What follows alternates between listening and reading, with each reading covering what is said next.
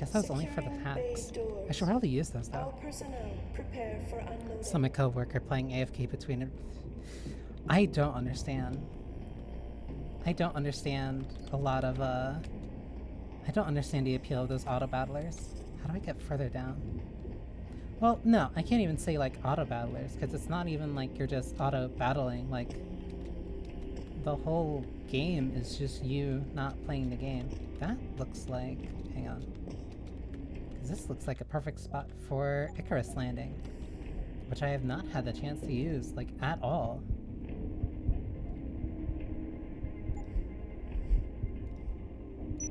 Like, you get so few opportunities to use this. Oh, I should have made sure I could actually get there. Never mind. Never mind.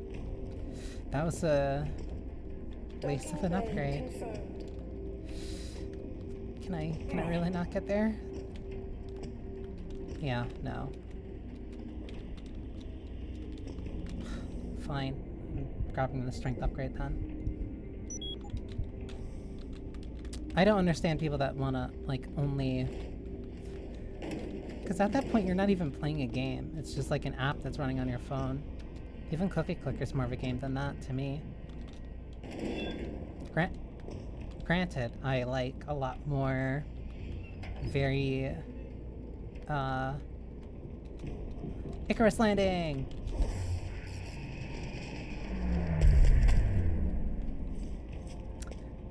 You only get to use that like 2 to 3 times in the main game. Genshin player.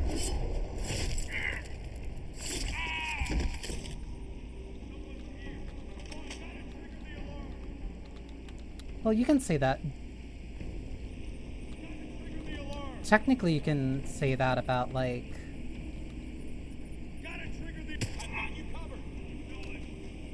Technically you can, and a lot of people say that about like... How is a shotgun reaching that far? You can say that about like all gacha. Not necessarily that I believe it. But you can definitely make a very uncharitable case for a lot of them.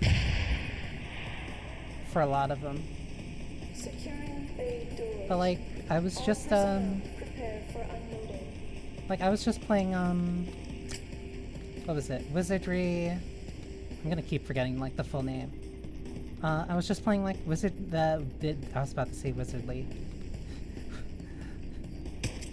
Wizardly of Waverly Place, the new hit gacha for people that were teens, like, 15 years ago. Because, like, I was just playing... Daphne, not Diana. Wizardry Daphne. Because it plays a lot like it plays like, well, I was just talking to you about it, Kay. It plays a lot like very old dungeon crawlers. The way that I can even compare it is that I was playing it like my mental comparison for that. Ooh, practice cat. My mental comparison while playing it was, come on. My mental comparison when playing it was Persona 1, because that was that's still, like, the premier first-person dungeon crawler that I played. It's grandmother of the genre. Yeah, it's a really, really old style dungeon crawler. Like, no, it's... Is anyone there? At least in terms of my understanding, it very much is close to a wizardry game. Oh, it's gonna keep doing that like the second I fall more than 2 feet. Yeah, very classic dungeon crawler. 6 units make up your party. Persona 1 was influenced by it, but Persona 1 was also very much by that, was made during that era of Atlas where the SMT games were mostly, first-person dungeon crawlers. Because that big change didn't happen until around SMT 3. Because that's when we get into the modern era. But yeah, 3 people make up your front line, 3 people make up your back line. in terms of party comp.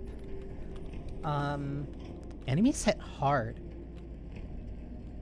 Wizardry was also before SMT1. Yup.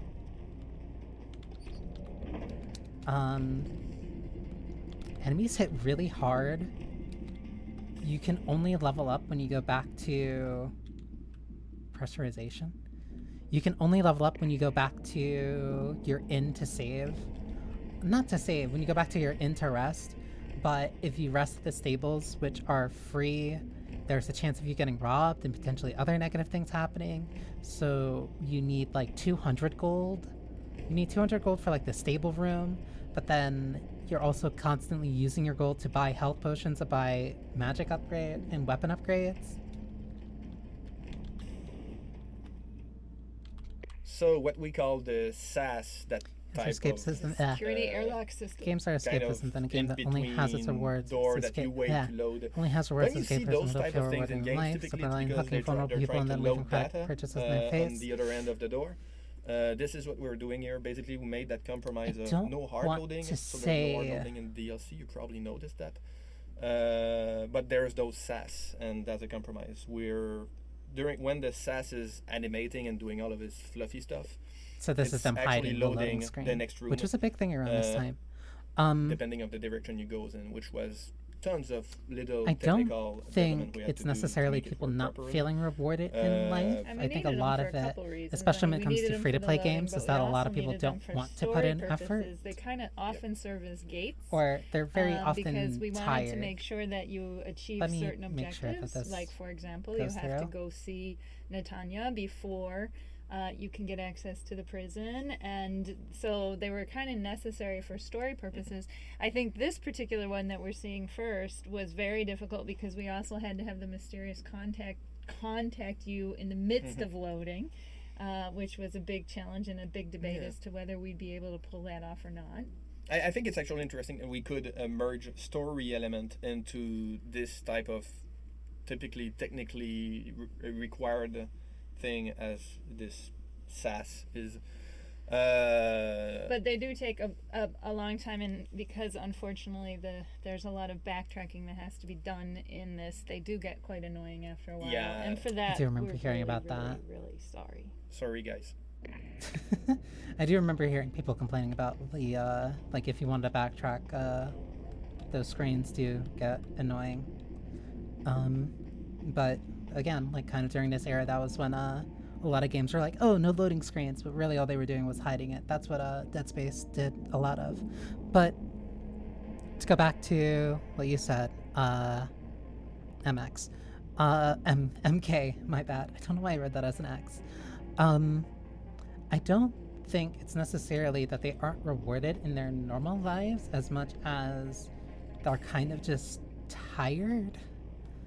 Like, especially when it comes to free-to-play games, a lot of people really don't like working hard, especially in, I guess I want to say nowadays, because like Wizardry Daphne has very negative reviews. Tribe 9 did not launch at all, but then there's a bunch of AFK games that are very monetizable and that make a lot of money because all they do is circumvent time that people have to wait for something, but you're still getting like all the dopamine hits of like, oh, my characters did this thing, or like, oh, I geared them up in this type of way, which feels a little hypocritical for me, especially considering that like I used to play a lot of Genshin. Not Genshin. I used to play a lot of Grand Blue. Sorry, 2Gs. I used to play a lot of Grand Blue, and a very big issue that Cygames had around the time when I was playing was that they did not want people doing full auto teams, because full auto was just playing. Full auto would have the game basically play itself for you. It would activate all your character's abilities just in a row, and so basically a lot of people optimized for that. They would use characters that had like some auto healing. They would chain that together with ones that had Ogi set up so that they can get their supers, and when they got their supers they also got these benefits, which would either be turn cooldown and also all this other stuff. So at a certain point, they ended up making different fights that were called V2, which had an active guarding mechanic. So the way that you end up working and playing for those V2 fights, and characters that are strong for those V2 fights, are a lot more manually controlled. But at the same time, there's still a bunch of other raids and a bunch of other content that you can still full auto through. So it's a little bit of a balance, but it hasn't fully alleviated the problem. But I think the difference with that and then something like AFK Journey or even Memento Mori in some cases, and I did try to get into Memento Mori, I like games with mechanics. I said it before, whales want to flex their credit card. If they weren't able to buy those kinds of things, yeah, they would buy a Rolex or something like that. A lot of it is that too. A lot of it is like, oh, I want to show off like the money I have, and they'll do that by saying, hey, look at these characters that I have. Look at the weapon I got for them. Look at how strong they are. It's a status thing. Like, it is purely a status thing where people don't really... I remember these. Yeah, these are really slow. It's purely a status thing where it's kind of like your way of flexing. Biometric data assembled.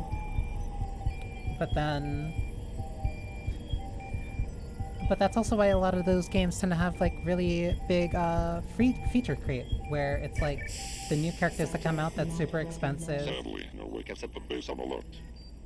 I may tends able to buy be you some like time, very but powerful. So, you're a hacker. There's a maintenance tunnel in loading Because a bay lot of one. those people who like to Access spend a lot of to a money floor panel. Get don't inside. tend to Follow actually the know how to play the cables game and or know how to try use not those to kill characters very fasten well. inside. Access granted. See the point, but it's hard to shake the feeling that we aren't putting the line of on something bad.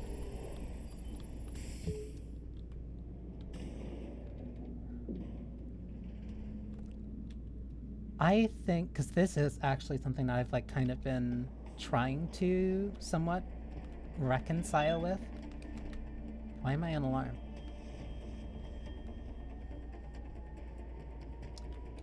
Oh wait, this is just a cargo elevator. This has been something I've been trying to kind of reconcile with, where it's just like... Fuck, machine pistol. But I don't use machine pistols anyway. I've been trying to reconcile with it because, like, I don't want to be like, oh, you're a bad person because you want to relax with a video game and not actually give it time and effort. And, like, there are some games, like, like the League's auto chess. Like, in that case, I can kind of... It has to be, like, right here. I'm stupid. In the case of something like League's auto chess, like, yeah, the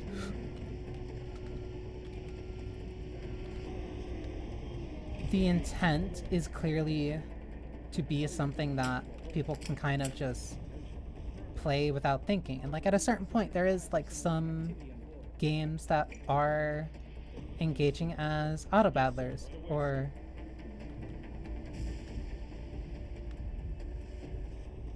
something akin to an auto chess. And I think when it's made for that, it's not like that bad. But then at the same time, I get kind of like, I don't want to say like I get upset, but like, because I'm trying not to make a new thing bad, but it's like, to me, a very...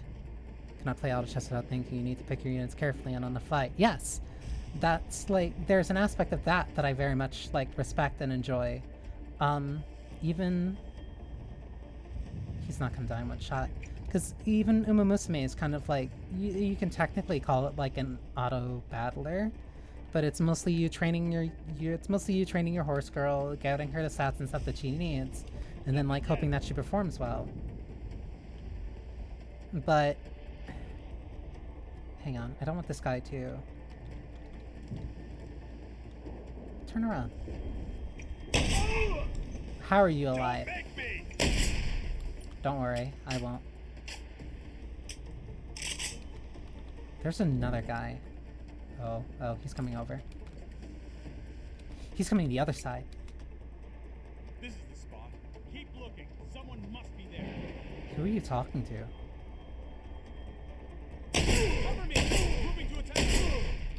How are you? Oh.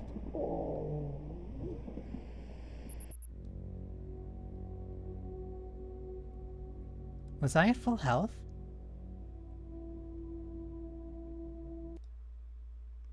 The min-maxing of companies of human behavior for profit at any cost.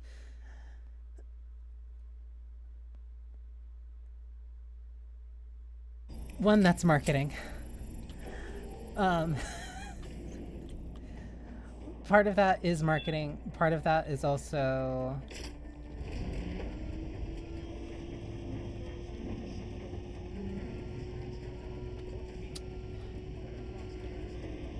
Hang on one sec.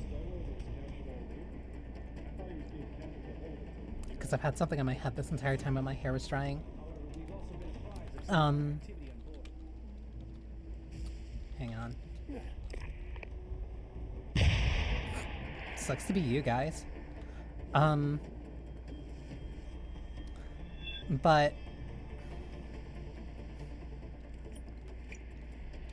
because it goes into psychology. It's basically the end of the cargo mission, where you actually finally get out of the boat. I need to figure out how I originally do on the this. scripts and the game, we didn't really have any moments, anything specific or special, and so we had a lot of discussion, story level design, and everything, to make it like a bit of an event for a player. So This dude is freaking instead of out. just having this corridor or this like bridge or something, we decided to put a button basically, which is you trigger something and then the whole cargo doors open very slowly and reveal the main base, the secret base. I didn't expect the box robot. Hang on. It's this secret environment that you're gonna have to negotiate for like the next few hours of the game. So it was a very, very important moment, and it actually took a long time to develop, to make it work, make it fit, music-wise, sounds, and the whole environment, the lighting, everything. But I think it turned out very, very well. I can't believe that worked. That worked really well. The min-maxing of like people's psychology, I'm trying not to be like cynical about it, because it's not in the sense that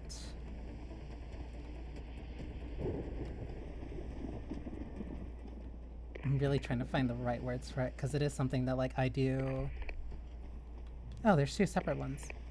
Because it is something like I do think about and I do worry, even though I'm not like directly in the I'm not like in a developer position. But like that's all marketing. All marketing is like human behaviors and certain patterns, and like some patterns work better on certain people than they do on others. And there's another one here.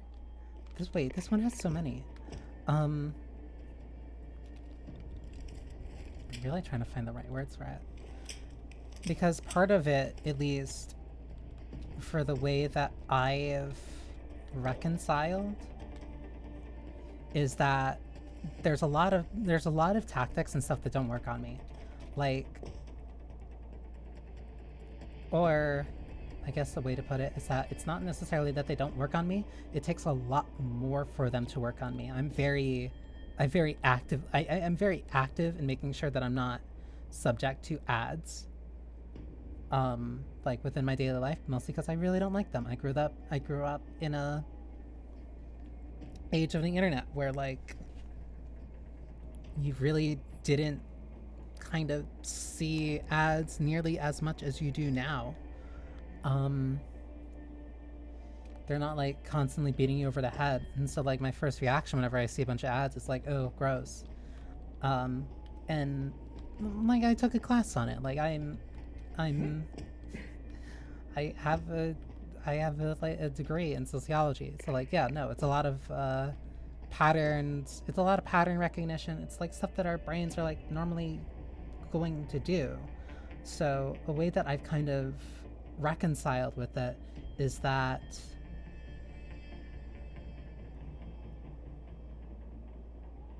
I'd rather people who are going to treat you better make or use systems like that than purely allow people with the worst intentions to let you do that. Social media manager for a company, online everything is an ad. And advice posting about a product is an ad. Yeah, that's exactly. Like, it's all about getting your name out there, letting people know who you are, and branding. Like anything that produces positive buzz or like garners some type of attention. Even people saying negatively about something, it's a great way of garnering attention. That's how I ended up playing Tribe 9. I ended up playing Tribe 9 because it's like, oh, end of service, and like a lot of people. MGW Tare Net CU Cap. What the fuck does that mean? Like it's all, what was it? All publicity is good publicity unless, you know, you're doing certain things. But it's because you also can't guarantee that like somebody has your best intentions. And like that's a very unfortunate thing. But like when I play when I played or when I used to play Grand Blue as much as I used to, like the main thing that kept me from playing any other gacha was Grand Blue's draw rate, was Grand Blue's Scala, was the frequency in which they gave out gems. Like they are genuinely very fair and very friendly to free-to-play players, because there's a lot of English players. There's a lot of English-speaking players who literally can't put money into Grand Blue without going through several hoops in order to attempt to do so, on top of having a phone by a Japanese provider. But it's like, oh, well, if you like gacha, you should try Fate Grand Order. Don't look at the draw rates, though, because they're abysmal. And it's like, cool. Why would I care, then? Why would I care about a game that doesn't have the type of events that give me as many characters, doesn't give me... The characters aren't at a better draw rate, that the characters aren't even the major factor in you being strong. It's, for Grand Blue, it's more about the gear that you had. Like, because that's also something that I like about Tribe 9, where, like, the characters, like, yeah, they're really neat, but the game itself is genuinely difficult. It's mechanically demanding. And that's a reason why a lot of people fell off of it, is because, oh, no, the things that it wants me to do weekly and daily are actually, like, really hard. There's a lot of games that are just, like, outright, almost overtly hostile. At this very moment, and it's basically the end of the cargo mission, where you actually finally get out of the boat. Originally on the scripts in the game, we didn't really have any like moments, the ones that are way more specific or special, and so we had a lot of discussion, story level design, and everything to there are make a lot it of things like a bit of an event for a player. So instead of just having this core, hang on, because that was just at the button. There's a lot of games that are just like way more hostile, and I don't like that. I can't play something like that. You trigger something, and then the whole cargo doors open very slowly and reveal the main base, the secret base, the secret environment that you're gonna have to negotiate for like the next few hours of the game. Like, so it was a even very if it's something, moment. And it actually took a long time to develop, to make it work, make it fit, music-wise, sounds, and the whole environment, the lighting, everything. But I think it turned out very, very well. Like, one thing that I really respect about Final Fantasy XIV is the fact that it's very understanding if you take breaks. Like, I remember Yoshida talking about, like, how the expectation is, like, yeah, you can play a lot of 14 if you want. We don't want to be the only game that you play, but if we are the only game that you play, then, like, that's a very big honor for us, and, like, we'll give you stuff to do. But, like, when they ended up delaying Dawn Trail by, like, a week for, for the Elden Ring DLC,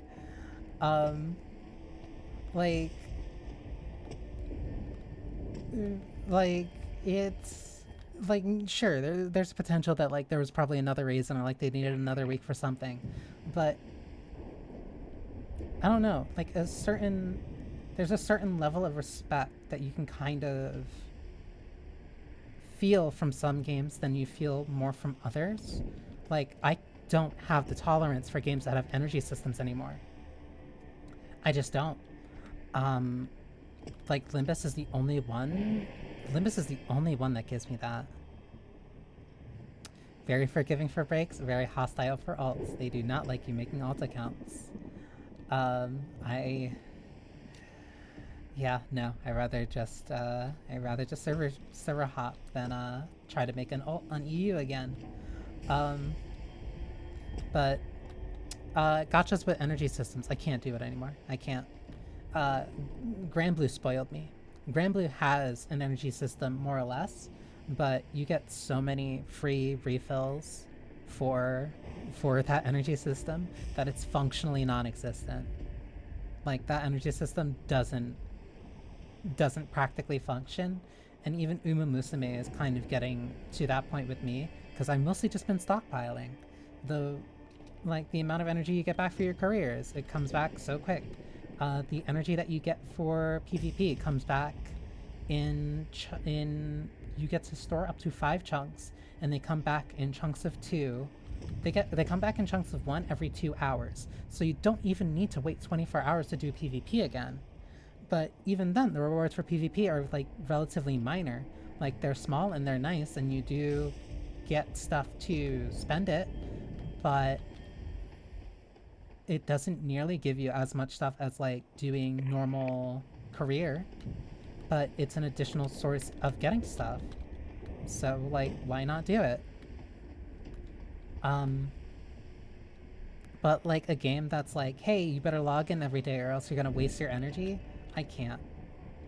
I've been treated too well for too long, and even though I'm not playing Granblue actively right now, I think that's the biggest thing that I really do want to like say.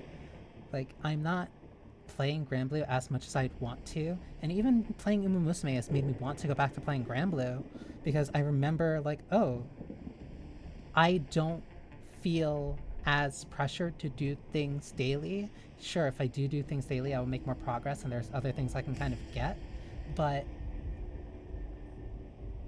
I don't feel forced. I don't feel like I'm being actively punished for not doing things every single day.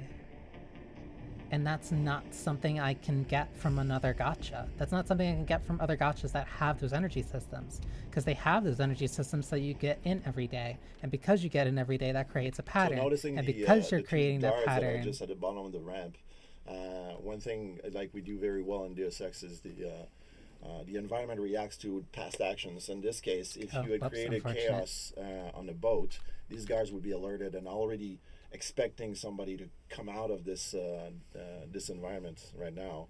And if you didn't, well, obviously they're just talking and they're just like going on their patrol and everything. I guess that's because they didn't. Because I I didn't want them to set the alarm. But like, I can't play games that have like energy systems, or say like play every day, or else you're gonna fall behind. Yeah, we had only 13 weeks to do the DLC, which means that we had plenty of cuts to do in from environment wise. At first, we didn't want to do the exterior of the base that you're standing in right now, but basically the level artist just saw the mandate and just said, you know what, I can do this, and he basically added this upon himself to just do this exterior of the boat, exterior of the base, and that really creates quite a seamless switch from the boat to the base, which is much more interesting than what we had planned, which was crummy at best. And it works really well too, because we also wanted to get that change of scale from inside the boat. You're inside those real tight corridors and locations, and then you get into this base and wow, suddenly it's big and open, and so the addition of that was a really, really nice plus for us. That's incredible. But like, yeah, no, I like, because like, I don't even want to say that like there's not effort put into gachas. Like, there clearly is, and there is like a talent to making them work and to making a very sustainable game, and especially making a profitable game.